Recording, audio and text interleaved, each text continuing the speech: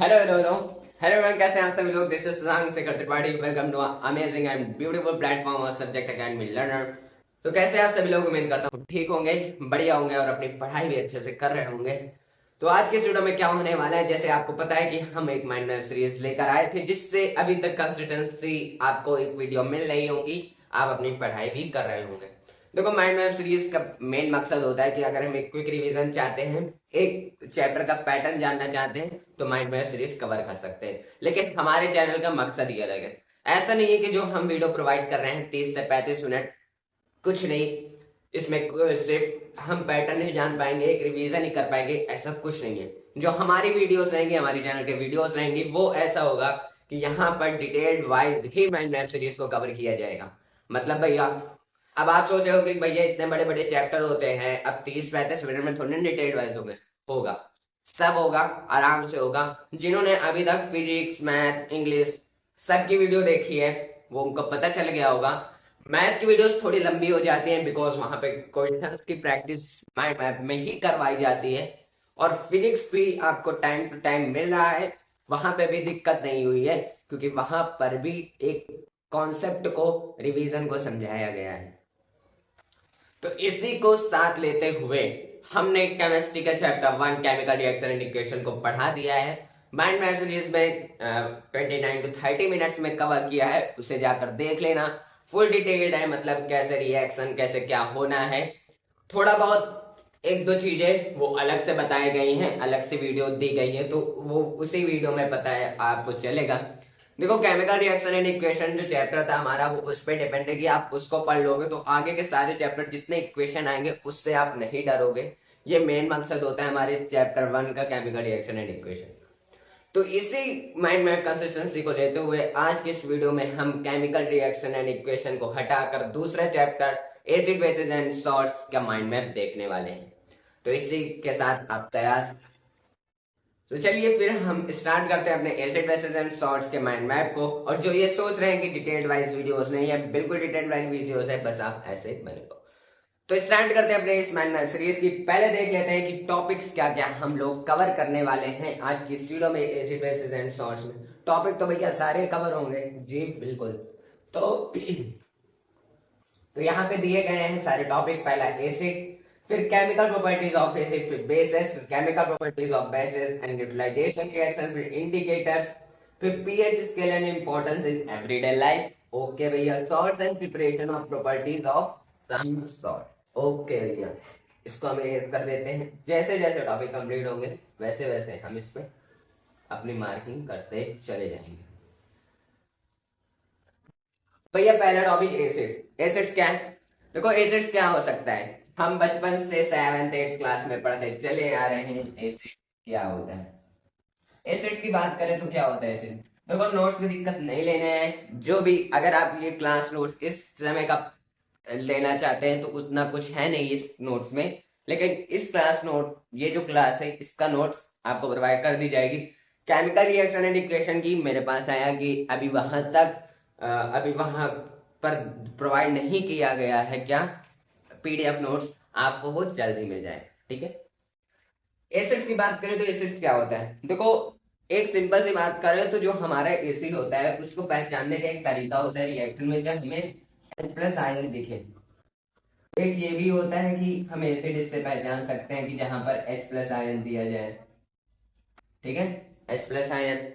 और एक एसिड की डेफिनेशन में हम बोल सकते हैं इट इज सोर इन टेस्ट, मतलब खट्टापन होता है, ठीक है। इट इज सोर इन टेस्ट, या फिर हम बोल सकते हैं कि ये क्या है, होता है कि किसी रिएक्शन में हमें H प्लस आयन देता है।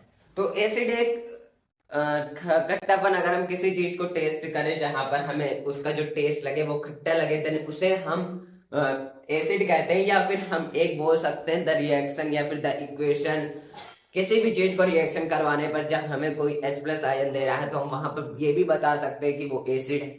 जी बिल्कुल। तो ये होता है अपना क्या, एसिड, ठीक है। एसिड होता है कंप्लीट। नेक्स्ट चलते हैं केमिकल प्रॉपर्टीज ऑफ एसिड। अब भैया केमिकल प्रॉपर्टीज क्या है, देखो केमिकल प्रॉपर्टीज ऑफ एसिड मतलब भैया क्या हम एसिड के बारे में जानेंगे, नहीं। एसिड तो हम जान ही लिए, लेकिन हम एसिड के कुछ ऐसे केमिकल प्रॉपर्टीज मतलब लाइक दैट के कुछ रिएक्शन के बारे में जानेंगे कि जब उससे रिएक्शन होती है तो उसमें क्या होता है, उससे रिएक्शन होती है तो उससे क्या होता है, तो ये सब जानेंगे। तो केमिकल प्रॉपर्टीज ऑफ एसिड की बात करें तो पहले की बात करें तो क्या होगा, तो केमिकल प्रॉपर्टीज की बात करें तो यहाँ पे कई सारे मेथड हम जानेंगे। लाइक दैट अगर हम केमिकल प्रॉपर्टीज ऑफ एसिड की बात करें तो यहाँ पर पहले की बात करें तो पहले की बात करें तो ऐसा है कि जब केमिकल प्रॉपर्टीज को हम किसी मेटल के साथ रिएक्ट करवाएं, ठीक है, मतलब ऐसा हम लिख सकते हैं कि केमिकल प्रॉपर्टीज में बोल रहा हूँ, एसिड रिएक्ट्स विद मेटल तो क्या मिलेगा।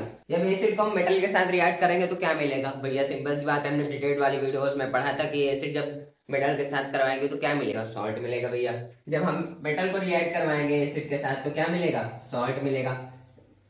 ठीक है, अब यहाँ पे कई सारे मेथड आते हैं भैया, हम भूल जाते हैं तो कोई बात नहीं, सिंपल सा इतना लिखना कि जब मेटल को हम रिएक्ट करवाते हैं तो एक रिएक्शन हम ले लेते हैं, तो एक रिएक्शन लेते हैं हम Zn H2SO4, ठीक है, इसको हमने रिएक्ट करवाया तो ये बना ZnSO4 प्लस H2। अब H2 जो होगा अपना इवोल्यूशन होगा, मतलब उसका वो इवोल्यूट हो जाएगा, रिलीज फॉर्म में होगा हमारा, ठीक है। ये होती है एक रिएक्शन जब हम किसी मेटल को रिएक्ट करवाते हैं, अपनी पहली केमिकल प्रॉपर्टीज है। दूसरी की बात करें तो मेटल कार्बोनेट या फिर मेटल हाइड्रोकार्बोनेट जो हम बोल लें, ठीक है, एसिड को हमने मेटल के साथ रिएक्ट करवाया तो मिला ये अपना। अब जब एसिड को हम मेटल कार्बोनेट और हाइड्रोजन या फिर बोल सकते हैं, जब एसिड को हम मेटल कार्बोनेट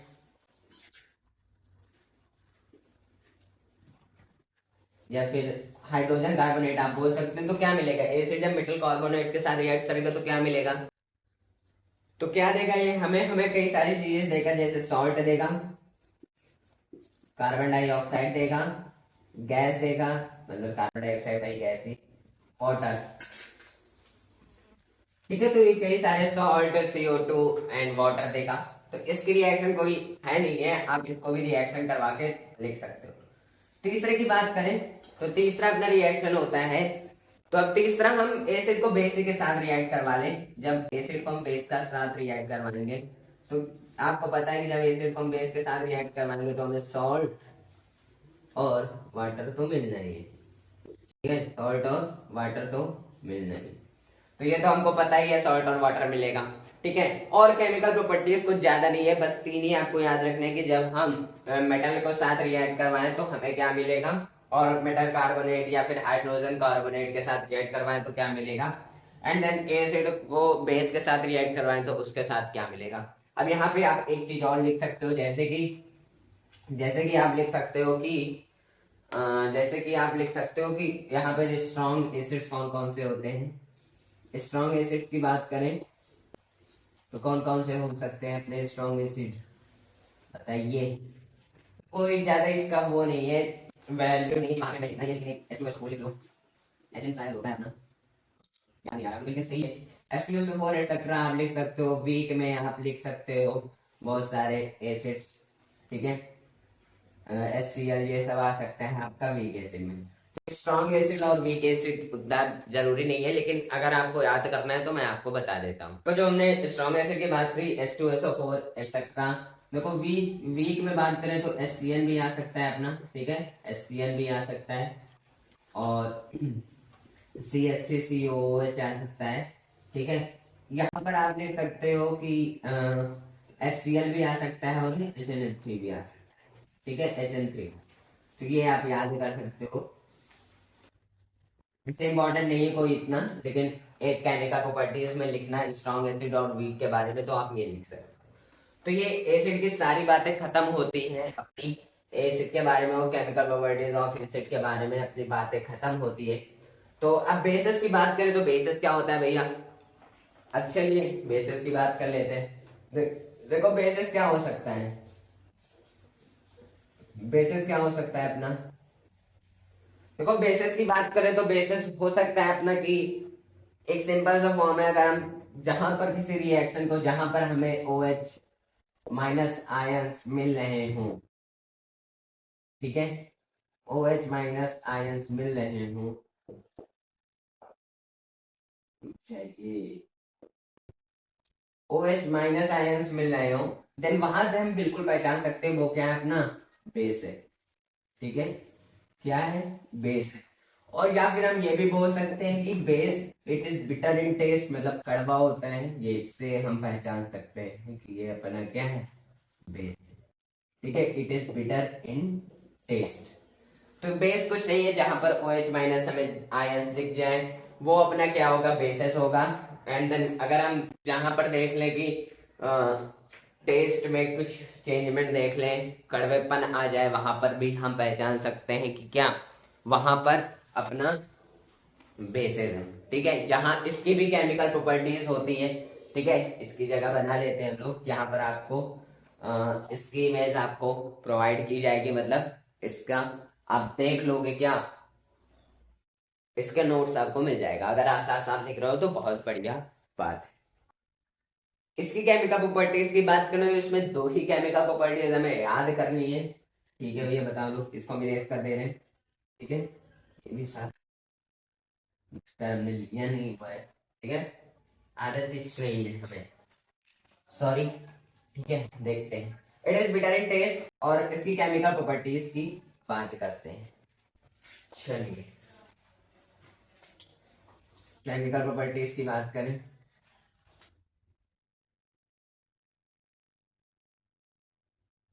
केमिकल प्रॉपर्टीज की बात करें तो भाया हम लोग इसमें डिस्कस क्या करेंगे, दो ही केमिकल प्रॉपर्टीज के बारे में। भैया कौन कौन सी, चलिए इसकी भी बात करते हैं। पहले हम अपने डिजाइन को बनाते हैं। ठीक है, थोड़ा बहुत साफ नहीं लग रहा होगा आपको, लेकिन सही है, दिखेगा। ठीक है, तो केमिकल प्रॉपर्टीज की बात करें तो पहले की बात करें तो हम हमें ये बता सकते हैं कि जब हम किसी बेस को, अगर हम यहाँ पर बेसिस की बात करें तो यहाँ पर जब हम किसी भी चीज का इन्वॉल्वमेंट लेंगे तो स्ट्रॉन्ग का ही लेंगे। यहाँ पर स्ट्रॉन्ग बेस को ही किसी के साथ रिएक्शन करवाएंगे, स्ट्रॉन्ग बेस को ही रिएक्ट करवाएंगे किसी। यहाँ पर एक हम ये पहले लिख सकते हैं कि जब स्ट्रॉन्ग बेस को एक्टिव मेटल के साथ रिएक्ट करवाएंगे तो इसमें कुछ नहीं है, बस इतना है कि यहाँ पर हमें क्या मिलेगा कि strong base react with active metals to produce hydrogen gas. ठीक है, हाइड्रोजन गैस को प्रोड्यूस करेगा। ये अपना पहला क्या होगा, पहला टाइप होगा। दूसरे की बात करें तो दूसरे में हम क्या लिख सकते हैं, तो वही एक अपना तीसरा, जब हम बेस को अगर हम उसके साथ किसके साथ एसिड के साथ रिएक्ट करवा ले तो क्या मिलेगा, वही बात हुई कि हमें क्या मिलेगा, सॉल्ट मिलेगा। और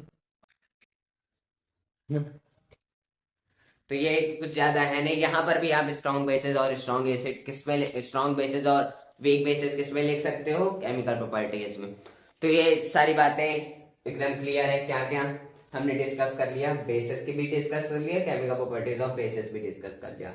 ठीक है, सिंपल सी बात है, इतना अगर हम एक बार फिर से पढ़े तो एसिड क्या होता है, H plus ion. Chemical properties को हमने मेटल के साथ रिएक्ट करवा दिया, कार्बोनेट के साथ रिएक्ट करवा दिया, और एसिड बेस को रिएक्ट करवा दिया। ठीक है, और स्ट्रॉन्ग और वीक एसिड के बारे में जान लिया। बेसिस के बारे में बात करें तो H माइनस आयन देता है, बिटर इन टेस्ट होगा।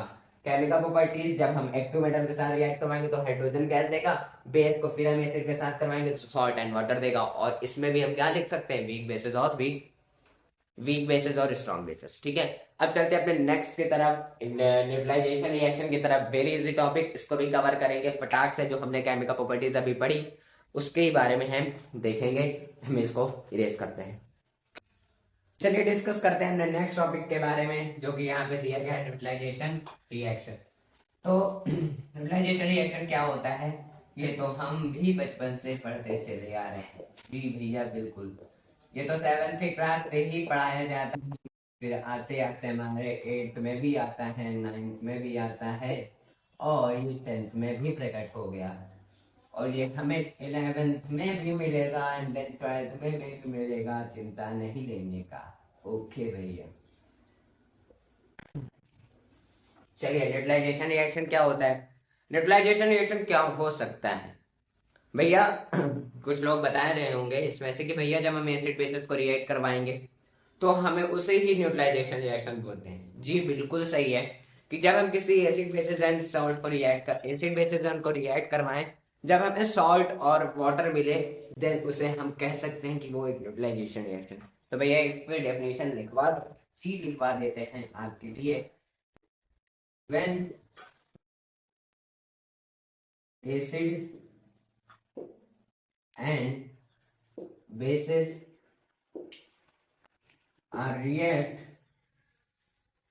and form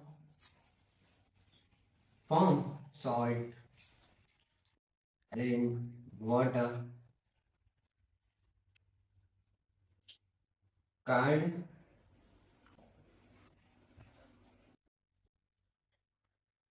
न्यूट्रलाइजेशन क्या होगा? रिएक्शन। क्या होगा? Neutralization reaction. ठीक है भैया। तो न्यूट्रलाइजेशन रिएक्शन क्या होता है? जब हम एसिड बेसिस एंड सॉल्ट को रिएक्ट करवाएं और हमें सॉल्ट एंड वाटर दे, वो अपना न्यूट्रलाइजेशन रिएक्शन होता है। ठीक है। ठीक है भैया, एकदम सिंपल सी बात थी ये तो, से हो गया कवर अपना न्यूट्रलाइजेशन रिएक्शन। हाँ भैया, एसिड बेसिस एंड सॉल्ट का मतलब भैया जब जैसे कि एक वर्ड फॉर्म में रिएक्शन की बात करें तो एसिड प्लस बेसिस, हमने रिएक्ट करवाया, हमें दिया सॉल्ट प्लस वाटर। अब जो भी है आपको एक कमेंट डाउन करना है, एक इक्वेशन आपको कमेंट करनी है। ठीक है भैया। अब बढ़ते हैं अपने इंडिकेटर्स, सिक्स टॉपिक की तरफ। इंडिकेटर्स क्या होते हैं? इंडिकेटर्स क्या होता है? देखो, इंडिकेटर्स की बात करें तो जैसे कि कई सारे इंडिकेटर्स हम जानते हैं, ठीक है। और इंडिकेटर्स इसमें की बात करें तो यहाँ पर ये है कि एसिड बेसिस एंड सॉल्ट को पहचानना, इंडिकेटर्स ये होता है अपना, ठीक है। अब यहाँ पर इंडिकेटर्स की बात करें तो कोई ज्यादा रोल है नहीं, लेकिन देख लेते हैं इंडिकेटर्स के बारे में।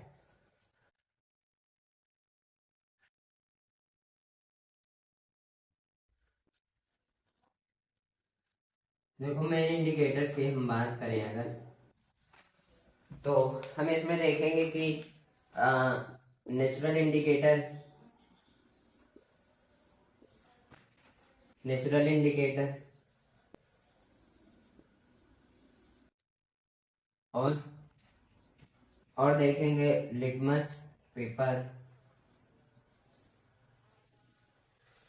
के बारे में जानेंगे, और एक अपना जानेंगे ऑल फैक्टर इंडिकेटर। भैया आप इतना ही क्यों बता रहे हो? जो इम्पोर्टेंट है वो बता रहा हूँ।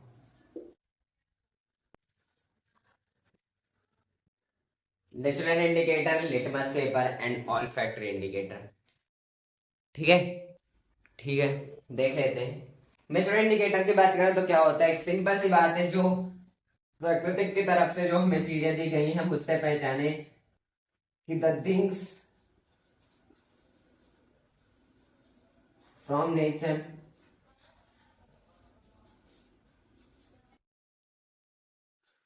which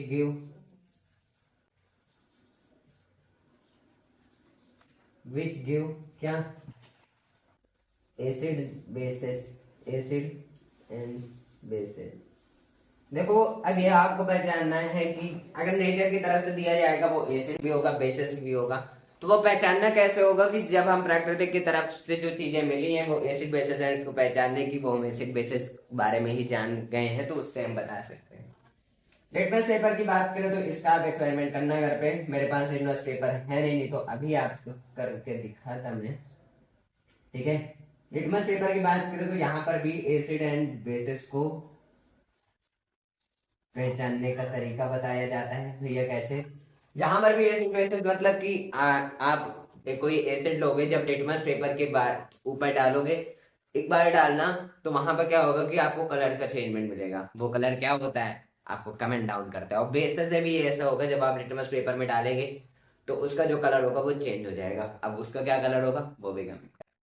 ठीक है। अब बात करते हैं ऑल फैक्टर इंडिकेटर्स की। ऑल फैक्टर इंडिकेटर्स की बात करें तो भैया ये क्या होता है? देखो, ऑल फैक्टर इंडिकेटर की बात करें तो ये क्या होता है कि आप इसमें से पहचान के बताओ कि वो एसिड बेसिस है। मतलब ये आप इसमें से इसके पहचान सकते हो। जब आप इसमें से किसी चीज को पहचान रहे हो कि वो एसिड है या फिर बेस है, तो वो क्या है, अपना ऑल्फैक्टरी इंडिकेटर्स में आता है। ठीक है, तो कुछ ज्यादा इंडिकेटर्स का इंपॉर्टेंट नहीं है, हो सकता है अपने मल्टीपल चॉइस क्वेश्चन में पूछ लिया जाए तो उससे क्या होगा, एमसीक्यू में पूछ लिया जाए तो उससे हम लोग जान सकते हैं। ठीक है, थोड़ा इंक्रीज कर लेते हैं। ठीक है, आप जान सकते हैं उससे इंडिकेटर्स के बारे में। तो ये अपना इंडिकेटर्स भी खत्म होता है। चलते हैं अपने next pH scale and importance in everyday life. ठीक है भैया, इतना बड़ा टॉपिक, ये बड़ा टॉपिक नहीं है, बस एक सिंपल सी बात है, जानेंगे हम लोग, यहाँ पर ही जान लेंगे तो बहुत है। इसका उतना ना, इसमें कोई आपको वो वाले क्वेश्चन आएंगे कि सॉल्व करो, ये आपको 11th में ही पूछा जाएगा ऐसे क्वेश्चन, लेकिन एक जान लेते हैं। ठीक है, इक्वेशन में बताऊंगा नहीं क्योंकि उतना इंपॉर्टेंस है नहीं। पीएच स्केल की बात करें तो पीएच स्केल क्या होगा भैया, स्केल क्या होता है, पीएच स्केल की बात करें तो ये क्या होता है कि एक स्केल होती है जिससे हम पहचान सकते हैं एसिड, जिससे हम ये जान सकते हैं कि एसिड्स है या फिर बेस है।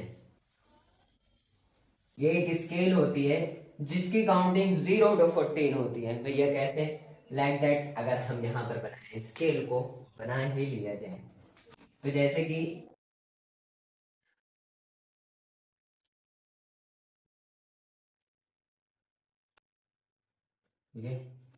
ये इस जैसे है, यहाँ पर ऐसे कॉलम होंगे, 1 2 3 4 5 6 7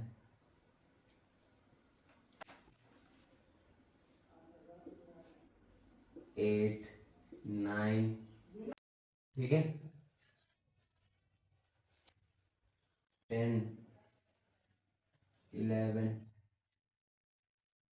12 दिख रहा है आपको? हाँ, 1 2 3 4 5 6 7 8 9 10 11 12 13 और नेक्स्ट 10।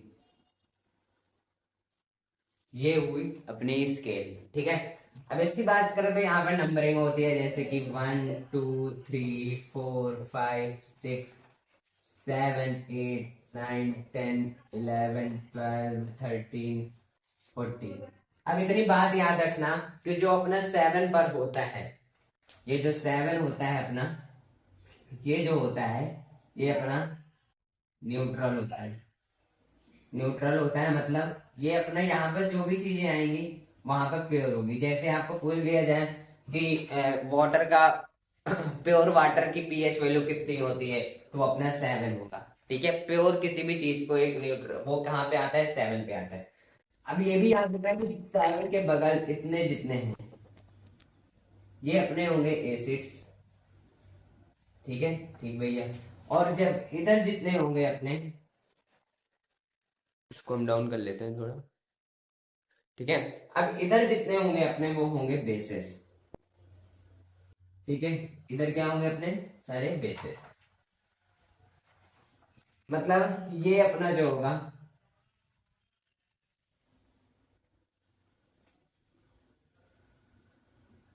ये 20 से जो होगा अपना, इधर वाला 1 2 6 वो क्या होगा अपना, एसिड्स होगा। और 7 के बाद जो इधर होगा अपना बेसिस होगा।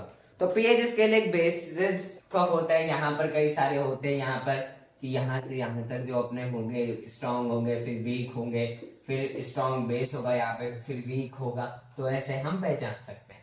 तो पीएच स्केल क्या होती है, सिंपल सी बात है, हम लोग जान चुके हैं कि एसिड बेसिस को जानना, जहां पर एसिड कितने पर आ जाए वहां का पीएच बताना, तो ये सब पीएच स्केल बताता है अपना। ठीक है, और भैया एवरीडे लाइफ क्यों लिखा, देखो पीएच स्केल की यूजेस एवरीडे लाइफ में, लाइक दैट पीएच स्केल अपने उसका एसिड्स का, अपने जो पेट में एसिड है, ठीक है, प्लांट्स के बारे में, ऑक्सीजन गैसेस के बारे में, इन सब के बारे में हम जान सकते हैं। तो इसका यूजेस यही है एवरीडे लाइफ। ठीक है, तो चलते हैं अपने नेक्स्ट टॉपिक की तरफ, एंड देन लास्ट टॉपिक है, लेकिन बहुत बड़ा टॉपिक है, अपना बहुत टाइम ले जाएगा। तो salt and preparation properties of some salts, कई सॉल्ट के बारे में जानेंगे और कई सारे सॉल्ट्स होंगे उनकी प्रॉपर्टीज और प्रिपरेशन के बारे में जानेंगे। ठीक है भैया, आप इसको पॉज कर कर भी लिख सकते हो, या फिर आपका आपको इसका इस पीडीएफ मिल जाए, तब तक हम इसे इरेज करते हैं। इसके बारे में बात करें तो शॉर्ट्स क्या होता है, सिंपल सा अभी हमने बात किया। शॉर्ट क्या होता है कि जब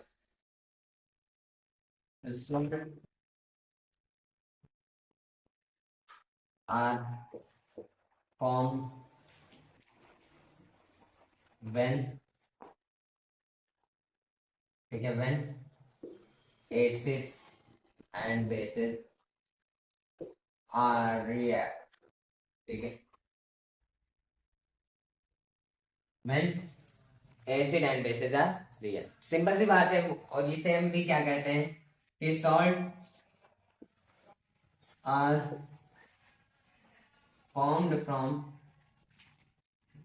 neutralization reaction,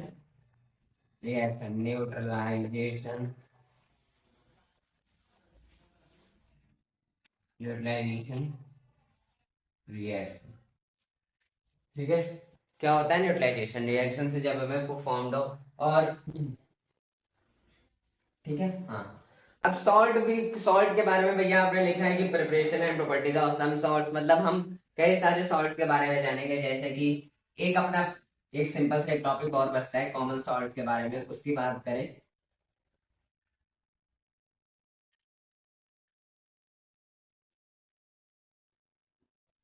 कॉमन सॉल्ट्स की बात करें अगर, कॉमन सॉल्ट्स क्या होता है, देखो, जब कॉमन सॉल्ट आपको सिंपल सा पता है कि इसे हम NaCl भी बोलते हैं, NaCl भी बोलते हैं। ये जब कंबाइन सी के को एक हटाया जाता है तब हमें क्या मिलता है, ये कॉमन सॉल्ट मिलता है, सी की तरफ से, समुद्र की तरफ से, ये आप इतना जान लो, ठीक है, कॉमन सॉल्ट। ठीक है, एक टॉपिक बच रहा था तो मैंने बता दिया। अब होते हैं सॉल्ट के कई सारे प्रिपरेशन या फिर प्रॉपर्टीज, सम सॉल्ट्स, मतलब कुछ सॉल्ट्स होते हैं, जैसे कि बात कर लेते हैं, ठीक है।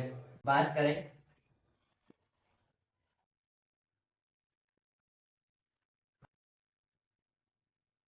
तो पहला, दूसरा, तीसरा, चौथा, पांचवा, छठा, शायद 6 ही होते हैं, लिखते जाते हैं अगर आएगा तो। कॉस्टिक सोडा, ठीक है, baking soda,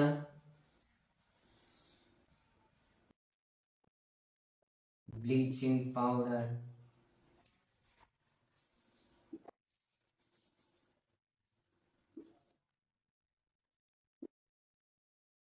washing soda,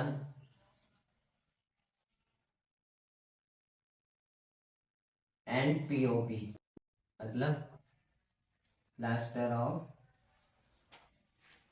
Paris. क्या होगा, प्लास्टर ऑफ पेरिस, छठा नहीं है अपना, इतने ही 5 ही होते हैं, ठीक है। इन पांचों के बारे में डिस्कस करना है, मतलब caustic soda, baking soda, bleaching powder, washing soda, POP, plaster of Paris. तो चलिए कॉस्टिक सोडा के पहले बात करते हैं।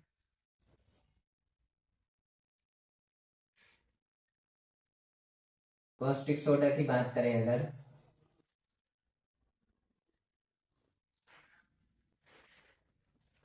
कॉस्टिक सोडा की बात करें तो कुछ नहीं याद रखना, बस आपको क्या रखना है यार, इसमें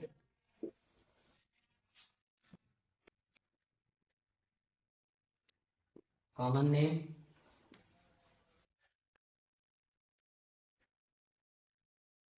कॉमन नेम, मॉलिक्यूलर फॉर्मूला,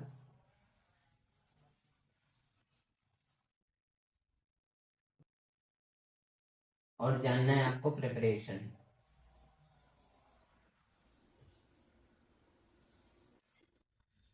ठीक है। इन 3 चीज के बारे में आपको जानना है। तो यहाँ पर कॉमन नेम की जगह हम ये भी लिख सकते हैं, केमिकल नेम आप याद रख लो, कॉमन नेम तो इसका कॉस्टिक सोडा ही होगा, केमिकल।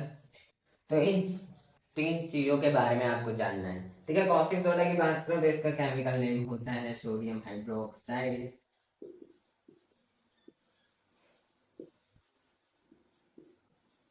ठीक है। इसका जो मॉलिक्यूलर फॉर्म होता है वो होता है NOH। और प्रिपरेशन मेथड की बात करें तो जो प्रिपरेशन मेथड होता है ये इलेक्ट्रिसिटी की मदद से हमें मिलता है। अब भैया इलेक्ट्रिसिटी क्या होता है, देखो, देखो प्रिपरेशन मेथड में जो अपना ब्राइन सोल्यूशन होता है, ब्राइन सोल्यूशन एक रिएक्शन होती है पूरी, वो आपको बताना है, हमने डिटेल वाली वीडियोस में बात की।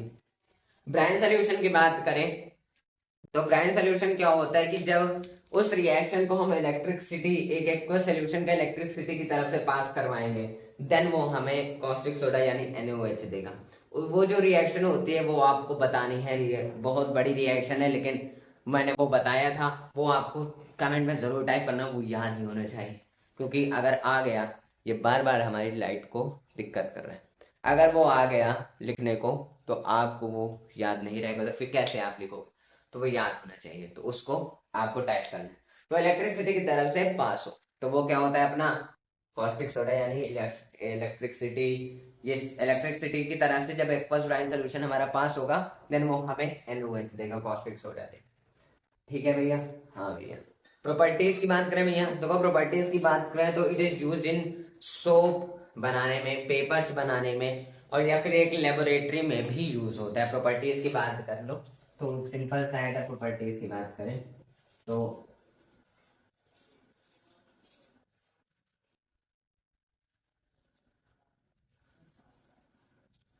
प्रॉपर्टीज की बात करें अगर, तो कुछ नहीं है, आप लिख सकते हो कि सोप बनाने में, ठीक है, पेपर्स बनाने में,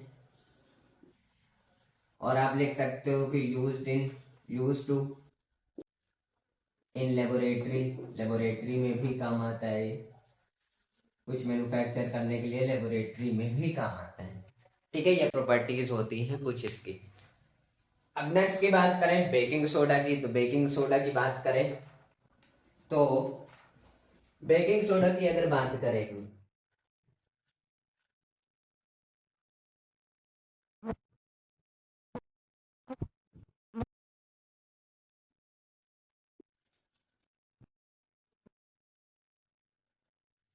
देखो बेकिंग सोडा की बात करें अगर,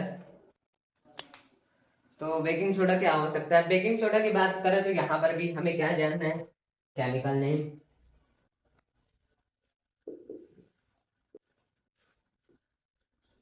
केमिकल नेम जानना है, और मॉलिक्यूलर फॉर्मूला,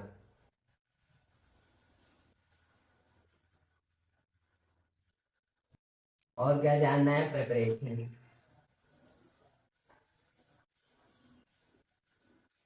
ठीक है, ठीक है, ये तीन चीज मस्ट है किसी भी चीज को लिखने के लिए, तो ये जानना ही पड़ेगा।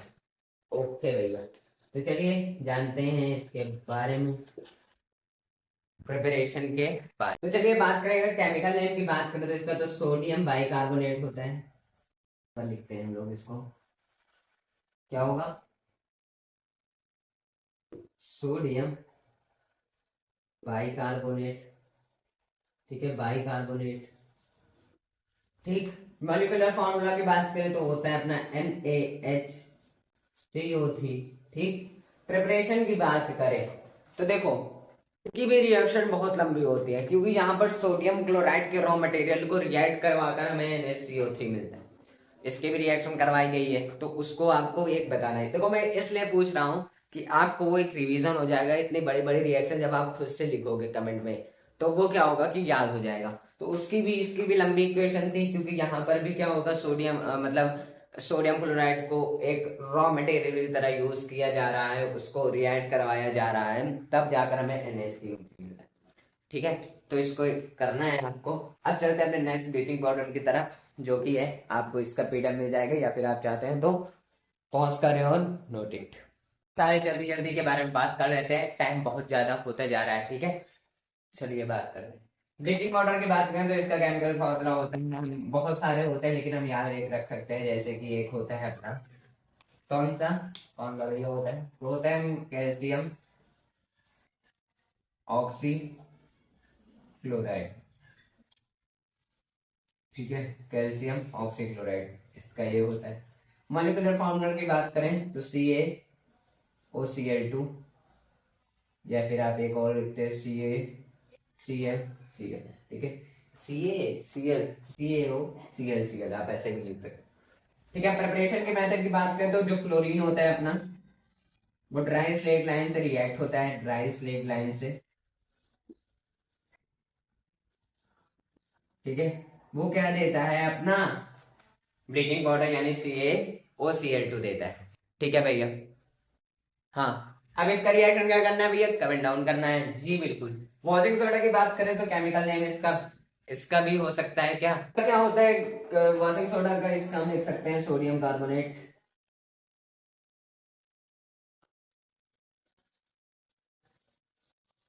ठीक है, सोडियम कार्बोनेट। मॉलिक्यूलर फॉर्मूला की बात करें इसकी तो मॉलिक्यूलर फॉर्मूला क्या होता है अपना, मॉलिक्यूलर फॉर्मूला होता है अपना Na2CO3.10H2O। प्रिपरेशन मेथड भैया देखो, प्रिपरेशन मेथड बहुत इजी है इसका। आपको NO2CO3 को क्या करना है कि वाटर के 10 मॉलिक्यूल से जब आप रिएक्ट करवाओगे देन हमें क्या देगा, वॉशिंग सोडा देगा यानी NO2CO3.10H2O देगा। भैया रिएक्शन आपको बतानी है ना, ये कमेंट डाउन करना है। ठीक है भैया, प्लास्टर ऑफ पेरिस बता दीजिए जल्दी से। केमिकल फॉर्मूला की बात करूं तो इसका भी बहुत बड़ा नाम है, कैल्शियम सल्फेट हेमी हाइड्रेट। क्या, सल्फेट हेमी हाइड्रेट।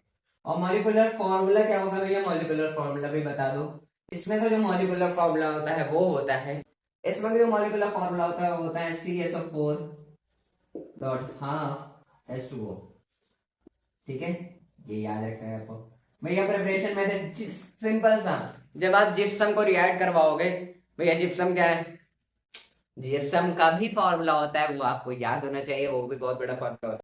ठीक है, जिप्सम को जब आप 373 केल्विन पर रिएक्ट करवाओगे ना, ठीक है, तो वो क्या देगा अपना प्लास्टर ऑफ पेरिस यानी पीओपी देगा। ठीक है, अब प्रॉपर्टीज हमने याद नहीं की, उसमें भी ब्लीच उसमें भी बेकिंग सोडा की बात नहीं की। ये सारी प्रॉपर्टीज मैं आपको बता देखो, बेकिंग सोडा की प्रॉपर्टीज की बात करो तो एक फॉर्मी ड्रिंकिंग सब्सटेंस में भी यूज होता है बेकिंग सोडा।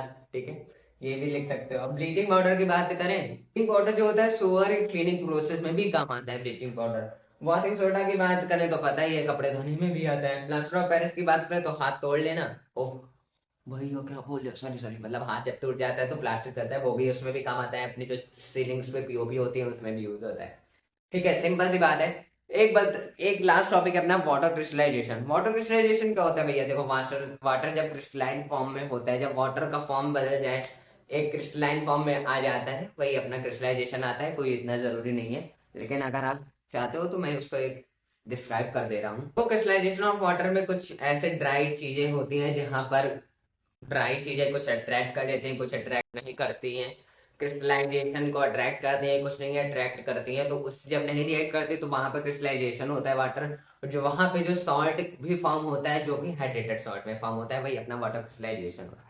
ठीक है, तो इसी के साथ जो अपना 40 या फिर 38 कुछ मिनट्स हुए हैं, ठीक, वो आप देख लेना एकदम मन लगाकर। लंबी हो गई वीडियो बट डिटेल था। ठीक है, मतलब डिटेल का थोड़ा बहुत आपसे पूछा है, नहीं तो बाकी सब डिटेल था। ठीक है, वो आपको कमेंट डाउन करता है, इससे आपको क्या होगा कि याद होगा। फिर इसी के साथ हम मिलेंगे अपने नेक्स्ट माइंड मैप में, जो कि होगा मेटल एंड नॉन मेटल, उसको भी डिस्कस करेंगे। फिर मिलते हैं आपके, ठीक है, चलिए फिर मिलते हैं आपके साथ एक नकली वीडियो में अगली वीडियो